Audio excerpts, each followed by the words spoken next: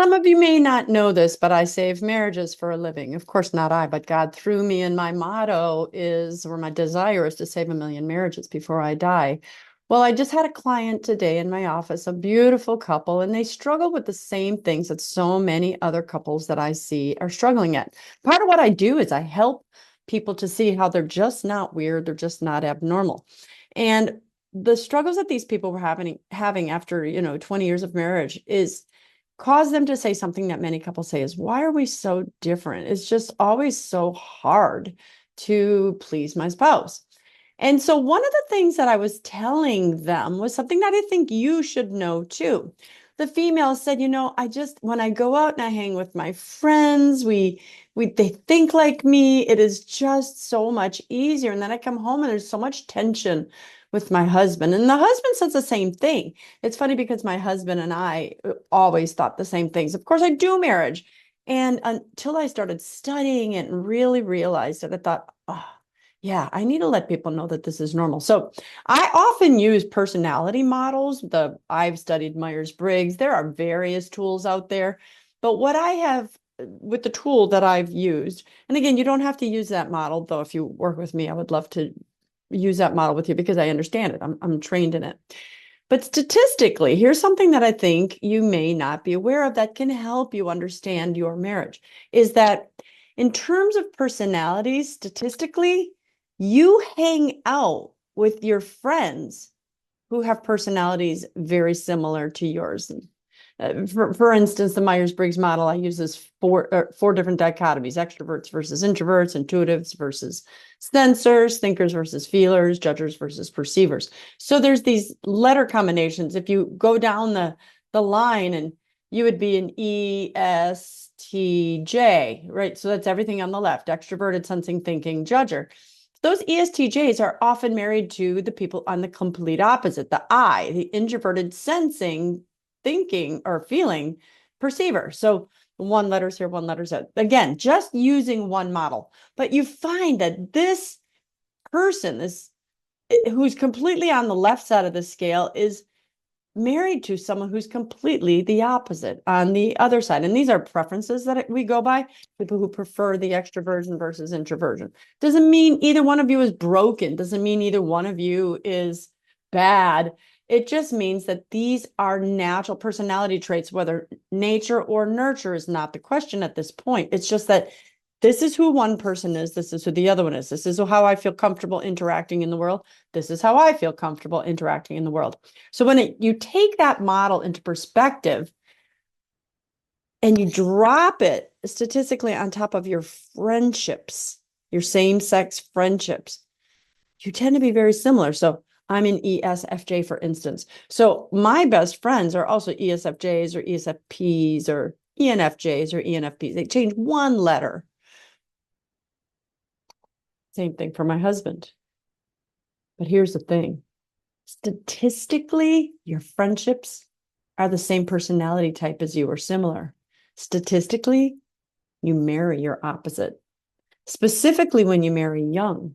Now, don't say, oh, well, then I need to get married older. That's actually not true, because here's putting it into a faith perspective. When we're in our friendships, we look for this peace, this homeostasis.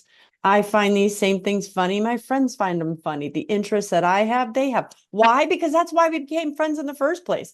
If I like shopping or fishing or running and jogging, my friends tend to like those same things, or at least some of those things, because that's who you hang out with. I always loved running. So the people that were my friends were the people who run with me. I love running marathons. So other marathoners are my friends because we do those things together.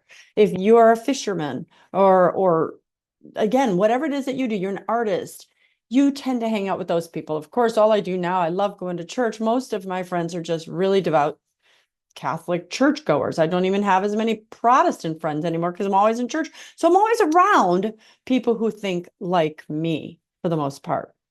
Then you're thinking, well, why would I marry the opposite? Well, here's the natural, and here's all those supernatural perspectives to put into that.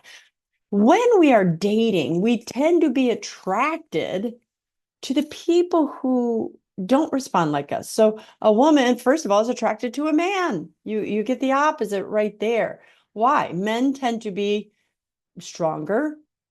Men tend to be more of a thinker. Statistically, by the way, using the model that I use, the Myers-Briggs model, the thinking versus feeling dichotomy, 66% of women prefer the feeling function in making their decisions. Doesn't mean that they don't think, because feelers think, thinkers feel.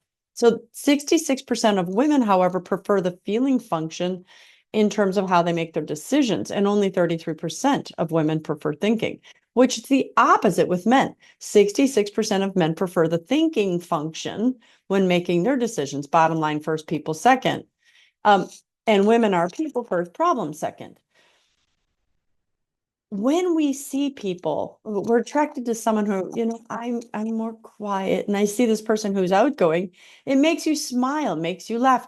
The couple I had just today, she was the introvert, she was the thinker, he was the extrovert, and he was the feeler. They were attracted to the way the other one fell into a gap where they had a void. So this extroverted, and I see this a lot, these extroverted spouses love the introverts because the extroverts like to talk. And it's not that we just want to talk and hear ourselves talk, it's that extroverts process their thoughts externally. The introverts, they are the opposite. They process their thoughts internally. So I have to speak it out to think. And my husband's an introvert. He needs to think before he can speak. So imagine in first dates, I was talking just to process, while my husband, who needs to listen, had no problem with that because he likes listening. So he's taking in all this information, he's listening to it. And then when I'm ready, when I'm done talking, then I listen to him because now he's had time to think and he processes it and he speaks. Some people prefer listening, some people prefer talking. It works really well together. So statistically, thinkers almost always marry feelers, even though thinkers are usually men, and then that thinking man is typically marrying a feeling female. Even in my own practice, I find that the women who are thinkers, meaning the opposite of the societal norms, tend to be attracted to men who are feelers. If we look at it just naturally, we can understand why we're attracted to that. Of course, as time goes by, we annoy each other because then we want to fall back into this complacency of, I just want you to be like me. And that's when they come to see me because they're like, we're not even alike. We have nothing in common. I'm like, you have plenty in common. You just see your opposites as a deficit. Whereas now let me kick into the faith. God, I think, made this opposites so that as the two become one, we become better people. You see, a husband and a wife, especially if they're the opposite, but even if they're not, your job is to rub off the rough edges off the other. See, a true good marriage, as I found when I interviewed my super couples for my book, The Super Couple, A Formula for Extreme Happiness in Marriage. I interviewed those couples who had these extremely happy marriages. And the formula that I found was sacred, SACRED, that acronym, sacred. The first one, the S, was selflessness. And I found these couples who were the happiest were the couples that were the most selfless, meaning the husband surrendered all of his needs to meet the needs of his wife. That takes work because we all just want to do our own thing. But then the wife surrendered all of her needs to meet the needs of her husband. So see, both of them were getting their needs met, but they were getting them met by the other person. That takes work. Because if I really want to go for a jog, but my husband really wants to sit home and read a book or go to a movie, one of us is going to be sacrificing. And as true Christians, we are called to do unto others. We are called to put the other before the self. Naturally, we're really selfish. Christine Bacon's going to do what Christine Bacon wants to do all the time. But because I'm married to Danny Bacon, I'm not forced, but I have to make a choice if I want a happy marriage to either do my needs first or his needs first. And when I focused on my needs, our marriage was bad. But when I started focusing on his needs, our marriage got good, not just because I focused on his needs, but because he was doing the same. So I don't want you to think that you married the wrong person because you're just so different. But I want you to remember that God says, Christine Bacon, I don't want you to stay the way you are. Yes, I made your personality the way it is, and I love all this. And you're fun, you're spontaneous, but you're also, a deep thinker. But I need to pair you up with someone who's not so much fun. Love you, Danny Bacon. Sorry. But he's much more serious. So that my fun and bubbly side could help him recognize that life isn't always so serious and help him to be more relaxed and fun. And then God gave him a person like me for the same. God said, I love, Danny Bacon, that you are serious, that you're very good with your hands and you're good with plants and animals and things, but you're not such a great communicator. Love you, Danny Bacon. I'm going to pair you up with a woman who stinks at all those things. We always say that in my marriage. Danny's great at plants and animals and things, everything, but he's not the greatest communicator. But then God gave me this great skills of communication, but I stink everywhere else. I don't have a pet. I don't want one. I don't want to work with plants because I have to keep them alive. They just waste my time. And I certainly am not good at building or working with my hands like he is in that way. So God allowed the two of us to come together because the two shall be as one. And again, to remind you that when you're coming together, you have to lose part of yourself, which again, that's like taking a nail file and you're filing down the rough edges. For those of you ladies who've gotten pedicures and they do that to your heels. Ow. But we've got to get rid of our rough patches. And the best way to do that is not hanging out with people like yourself, because then you're just going to stay in the same state you always were in. Homeostasis, man, balance. The best way to become a better person is to be with someone who is unlike you, who strengthens your weakened muscles, who challenges the way you think, the way you act, the ways that you think are good and right. They cause you to think, and it's constant friction.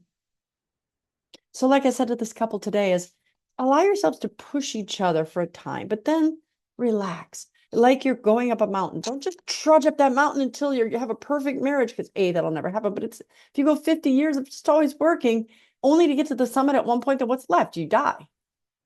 But it's go up a little, strengthen each other, friction. But then on this mountain, find the plateau. Find the plateau where you can sit, have a picnic, enjoy wherever you are in your relationship at that time. Then when God will usually send a sign or something in your life happens, you got to pick yourselves back up, and then you go through another tough season where you're going uphill. And when that gets exhausting, you've just done enough work, then you hit on another plateau and you just enjoy for that season. That, my friends, is marriage. So I don't want you to worry about the fact that you and your spouse are just so different. I want you to look at the fact that you're just so different and realize that is good. That is how you become holy. That's the goal of marriage. Remember, ladies, your job is to get your husbands to heaven. And gentlemen, your job is to get your wife to heaven. And you do it through this friction. You do it through this struggle. You do it through this constant becoming better than you are today. I hope this helps. If you think maybe I could help you because your marriage, even though you're like, Christine, I get that in principle, but you need to help us make it work, look me up. I'd love to help you. Christine@breakfastwithbacon.com. And I meet most of my clients over Zoom. Most. But I'd love it if you lived here in Virginia Beach and I could see you face to face too. But let me have a chance to help your marriage become super. And by the way, since I brought it out, go to my website, breakfastwithbacon.com, and get yourself a copy of The Super Couple. You can also get an audio book. And if you're good prayer warriors, pray that my Kindle copy comes back up, because right now they're struggling with that. Haven't been able to sell a Kindle for a while. Need to. But get a copy of the book, and it will teach you how you too can go from having an unhappy marriage to an extremely happy marriage. Think it's not possible? It is possible. It happened for me. I'm Dr. Christine Bacon. Thanks for watching another Bacon Bit. And as always, remember to live your life sunny side up.